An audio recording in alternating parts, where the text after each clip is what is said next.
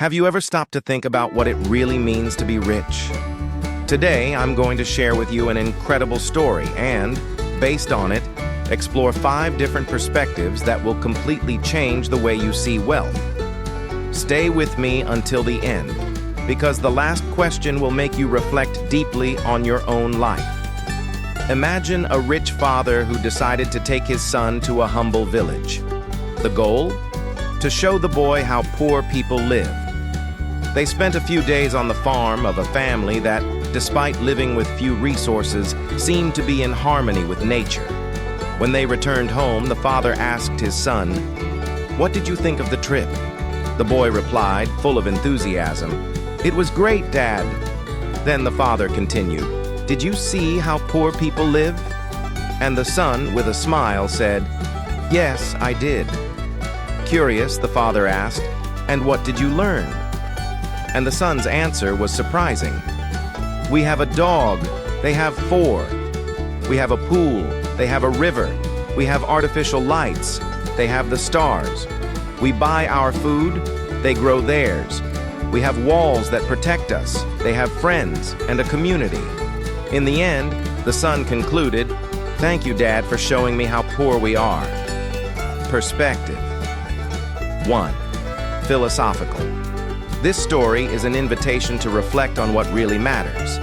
Aristotle said that happiness is not in accumulating goods, but in living a virtuous life. Are we really living or just surviving to acquire material things? When the boy highlights the immaterial riches of the poor family, he reminds us that true abundance is in simple moments and human relationships. Think about it. Can you remember a recent moment when you stopped to contemplate the world around you without rushing? Perspective. 2. Psychological. From a psychological point of view, the story is a lesson about gratitude. Studies show that grateful people are happier and more resilient. The boy didn't see poverty in the village family, he saw abundance. The way we see the world directly influences our happiness. And do you have the habit of being grateful for the simple things in life? If not, how about starting today? Perspective. 3. Social. Now let's look at the issue from a social point of view. What are we losing by pursuing a materialistic lifestyle?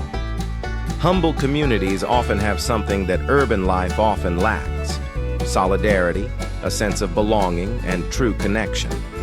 Perhaps we are exchanging deep relationships for an illusion of status. When was the last time you felt part of a community? Perspective. 4. Spiritual. And spiritually, what does this story teach us? That true wealth is in the soul. Simplicity, love, and connection with something greater than ourselves are universal spiritual pillars. Jesus, for example, taught that where your treasure is, there your heart will be also. And you, where have you been storing your treasure? Perspective. 5. Practice for the modern world. Finally, let's bring this into our reality. We live in a world where we are constantly bombarded by advertisements telling us what we need to be happy. But this story reminds us that, often, less is more. How about starting to value experiences more than material goods? Before your next purchase, ask yourself, do you really need this, or are you trying to fill a void? Conclusion. So, what does being rich mean to you? This story shows us that wealth goes far beyond money.